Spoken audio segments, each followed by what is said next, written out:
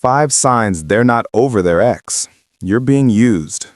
You think you're in a new relationship, but you're actually in a threesome. You, your partner, and their ex. They talk about their ex constantly. They compare you to their ex. They're still in contact with their ex, and you're starting to realize you're not their partner. They're rebound, their distraction, their placeholder until they either get back with their ex or finally get over them. By the end of this video, you'll know the 5 signs they're not over their ex and why you're being used as an emotional band-aid for a wound that hasn't healed. Sign 1. They talk about their ex constantly, positively or negatively. People who are over their exes don't talk about them constantly. The relationship is integrated into their past and no longer emotionally charged. When someone talks about their ex constantly, whether positively or negatively, they're still emotionally invested. Both extremes indicate the ex still occupies significant mental and emotional space. The ex comes up in every conversation. You can't have a conversation without their ex being mentioned. Stories from their past always involve "my ex and I." They reference their ex when discussing movies, restaurants, activities, memories. Frequency of mention reveals frequency of thought. They're thinking about their ex constantly. If they're always talking about their ex, they're not present with you. Watch for constant negative talk. They trash their ex constantly, how terrible they were, what they did wrong. The anger and bitterness are still raw and intense. They need you to validate how awful their ex was. Love and hate are both forms of attachment. Indifference is what shows someone's moved on. When you're truly over someone, you don't need to constantly talk about how much you're over them. Notice positive nostalgia about the ex. They talk about the good times with their ex with longing. "My ex used to," followed by something they miss. They compare experiences with you to experiences with their ex favorably toward the ex. Nostalgia for the ex means they're romanticizing what was lost, not present with what they have. And they need to tell you why it ended over and over. They repeatedly explain the breakup, trying to make sense of it. The story changes or gets re-examined constantly. People who've processed the breakup tell the story once, if relevant, then move on. People stuck in it need to tell it repeatedly. Repetitive storytelling indicates they haven't emotionally closed that chapter. Why are you missing it? You think they're just being honest about their past. You don't realize that healthy processing doesn't require constant discussion. You rationalize it as them being open with you. Openness is discussing your past when relevant.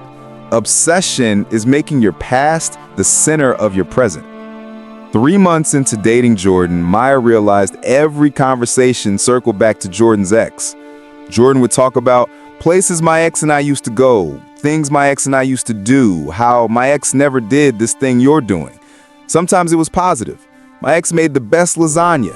Sometimes negative. My ex was so controlling about this. But it was constant. When Maya mentioned it, Jordan said, "I'm just being honest about my past." But Maya's friend pointed out, Jordan's not being honest about the past. Jordan's living in it. You can't build a future with someone who hasn't left their last relationship. Maya realized Jordan's ex wasn't in the past. The ex was a constant third presence in their relationship. Maya wasn't Jordan's new partner. Maya was Jordan's audience for processing an unfinished relationship. So notice frequency. Are they mentioning their ex multiple times per week, per day? That's too much. Address it directly. I notice you talk about your ex a lot. Are you over that relationship? Watch their response. Defensiveness or minimizing is a red flag. Set a boundary. I need to be with someone who's present with me, not reliving their past relationship. Walk away if it continues. If they can't stop talking about their ex, they're not ready for you. Sign 2. They're still in contact with their ex, and it feels inappropriate. Some ex contact is normal, especially if there's shared children, shared business, or a long friendship history that predates romance. But when the contact feels excessive, secretive, or emotionally intimate in ways that exclude you, something's wrong.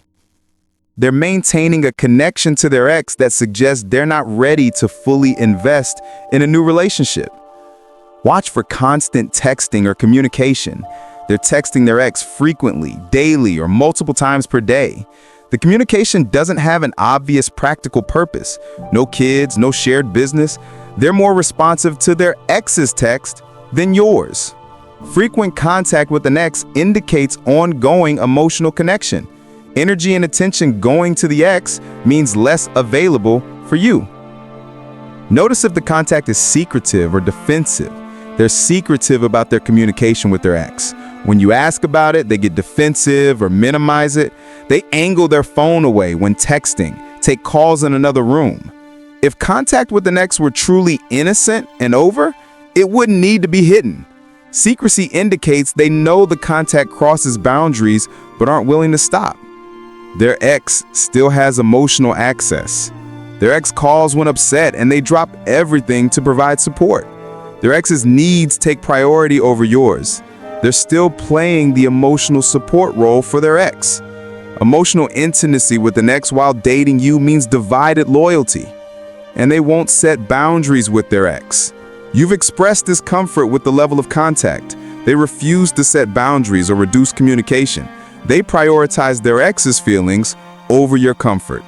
Someone ready for a new relationship prioritizes the new partner. Someone not ready prioritizes the ex. Refusal to set boundaries with an ex is choosing the ex over you. Why are you missing it? You don't want to be the controlling partner who dictates who they can talk to. They frame it as just being friends, and you feel bad questioning it. You're trying to be the cool partner who doesn't get jealous. Healthy boundaries aren't controlling, they're self-respect. Alex noticed that Chris's phone was constantly lighting up with texts from me. When Alex asked, Chris said it was just his ex. They were still friends, no big deal. But Alex noticed Chris would smile at these texts, respond immediately, and sometimes take calls from me in another room. When Alex asked about the frequency of contact, Chris got defensive. We dated for 5 years. We can't just cut each other off. You're being insecure. But Alex noticed when Alex texted, Chris sometimes took hours to respond. When E texted, Chris responded instantly. One night, Chris cut their date short because E had called upset about something. Alex realized Chris wasn't maintaining a friendship with E. Chris was maintaining a relationship. Alex was the new person. E was still Chris's priority. Alex wasn't Chris's partner. Alex was Chris's placeholder until Chris and E figured out if they were getting back together. So notice the frequency and nature. Is contact excessive, emotionally intimate, secretive? Express your discomfort clearly. The level of contact with your ex makes me uncomfortable. See if they set boundaries. Are they willing to reduce contact to respect your relationship? Watch for resistance. If they refuse to set any boundaries, they're choosing their ex. Walk away if necessary. You deserve someone who prioritizes you, not someone who keeps their ex as plan A while you're plan B. Sign 3. They compare you to their ex, especially in ways where you don't measure up. They're showing you that the ex is still their standard, their ideal, the person they're trying to replace or recreate. You're being measured against someone else instead of being appreciated for who you are. Watch for direct comparisons that highlight what you lack. My ex used to do this differently or better. My ex was really good at this thing you're not so good at. My ex never had a problem with this thing that you do. Comparisons position the ex as the standard you're failing to meet. You should be valued for who you are, not measured against who they lost. Notice if you're expected to like what their ex liked. They take you to places they went with their ex. They expect you to enjoy activities their ex enjoyed. They're disappointed when your preferences differ from their ex's. They're trying to recreate the relationship they lost using you as a substitute. You're not being seen as a unique person. You're being cast in their ex's role. Physical comparisons are a major red flag. Comments about how you look different from their ex. Preferences that clearly reflect trying to find someone who looks like their ex. They still have their ex's type firmly in mind. Physical comparisons reveal they're still attracted to their ex's specific qualities. And you feel like you're auditioning for the ex's role. You're trying to be what their ex was. You feel pressure to measure up to an idealized memory. You can't be yourself because you're too busy trying to be what they lost. If you feel like an understudy rather than the lead, you're being used as a replacement. Why are you missing it? You think the comparisons will stop once they choose you. You're trying to be better than the ex, to win. You don't realize you can't win a competition with an idealized memory. The ex isn't real anymore. They're a fantasy. You can't compete with fantasy. Sarah started noticing a pattern with Mark. When Sarah cooked dinner, Mark would say, "My ex made this dish too, but she added this ingredient." When Sarah dressed up, Mark would comment, "My ex used to wear her hair that way." When Sarah suggested activities, Mark would be most enthusiastic about things my ex and I used to do. Mark took Sarah to restaurants he'd been to with his ex, on trips his ex had planned, to events his ex had chosen. Sarah felt like she was being evaluated against an invisible standard she could never meet. Sarah's friend finally said, "Mark doesn't want you. He wants his ex back, and he's using you as a substitute until either you become her or he finds someone who resembles her more." Sarah realized she'd been auditioning for the role of Mark's ex instead of being valued as herself, and she was tired of competing with a ghost. So call out comparisons directly. "Stop comparing me to your ex. I'm not them and I don't want to be." Notice if they stop. Do they recognize it and change, or do comparisons continue? Refuse to compete. Don't try to be better than their ex. Be yourself. Set a boundary. I need to be with someone who values me for who I am, not as a replacement for who they lost. Sign 4. The relationship timeline doesn't add up. They jumped straight from ex to you. When people are truly over their ex, they don't jump into a new serious relationship. They take time to process, heal, rediscover themselves, and close that chapter emotionally. When someone goes from one relationship directly into another with no gap, or lies about the timeline so it seems like there was space when there wasn't, they're using you as a rebound.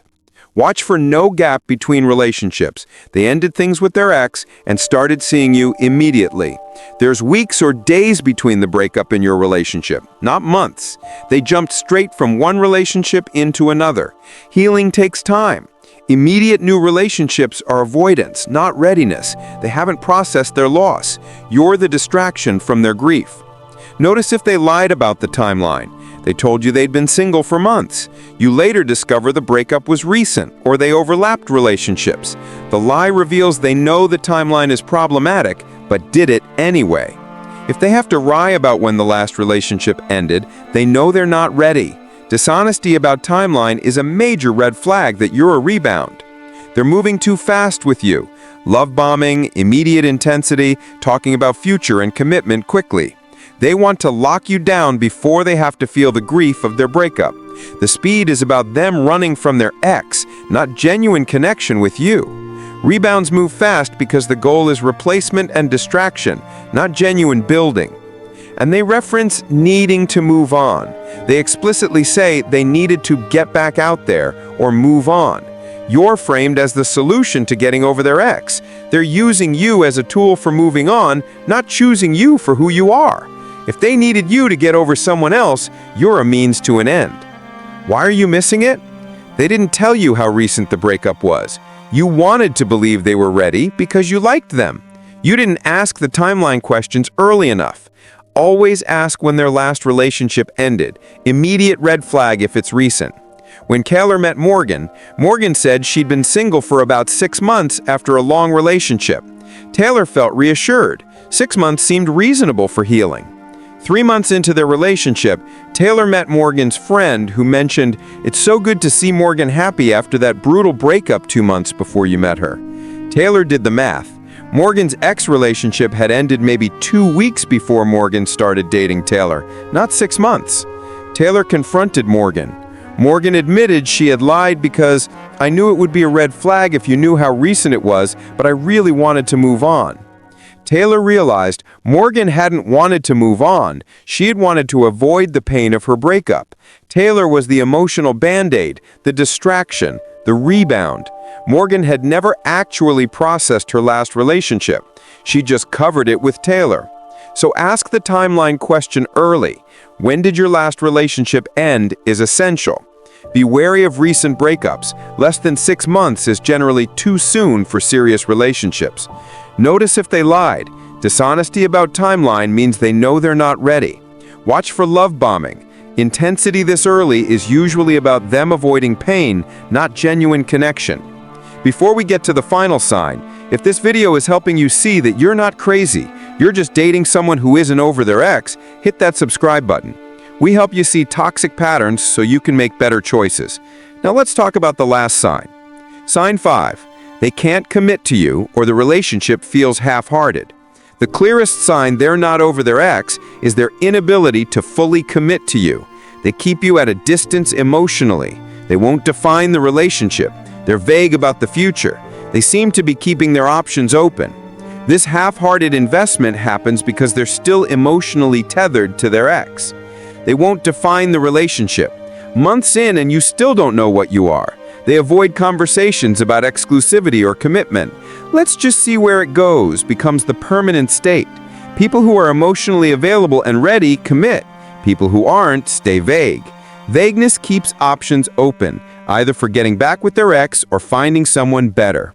They keep you separate from their life. You haven't met friends or family despite significant time together. They compartmentalize you away from their real life. Their ex is still integrated into their social world. You're not. The ex is still part of their life. You're kept on the periphery. This shows who's real and who's temporary. No future planning includes you. Conversations about future are vague or don't include you. They won't make plans beyond next week. Long-term is avoided because they're not sure you'll be there. People plan futures with people they see as permanent. Rebounds are temporary. And they're emotionally unavailable. Surface-level connection but no emotional depth. They won't be vulnerable or let you truly know them. Emotional walls are up because opening up would mean moving on from their ex. Emotional unavailability in a new relationship often means the emotions are still tied to the old one. They're giving you access to their time and body, but not their heart. That's still with their ex. Why are you missing it? You're patient, thinking commitment will come with time. You believe your consistency will eventually make them ready. You don't want to pressure them, so you accept breadcrumbs. Time doesn't make someone ready. Healing and choice do.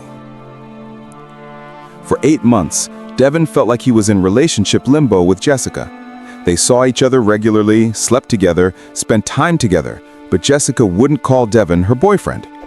When Devin asked to meet Jessica's friends, she'd make excuses. When Devin talked about plans next month, Jessica was non-committal. When Devin tried to have deeper conversations, Jessica kept things surface level. Devin felt like he was in a relationship with someone who had one foot out the door. Then Devin found out. Jessica's ex had reached out wanting to talk about reconciling. Jessica had been keeping Devin in an undefined state because she was waiting to see what would happen with her ex. Devin wasn't Jessica's partner. He was her backup plan. Jessica couldn't commit because she was still hoping to go back to what she'd lost. Devin had been a placeholder for 8 months, waiting for someone who was never going to choose him because she hadn't let go of someone else. So set a commitment timeline. I need to know what we are within time frame. Require emotional availability. Surface relationships aren't enough. You deserve depth. Notice future avoidance. If they won't plan beyond next week, they don't see you long term. Stop being patient if there's no progress. Patience without progress is just being strung along.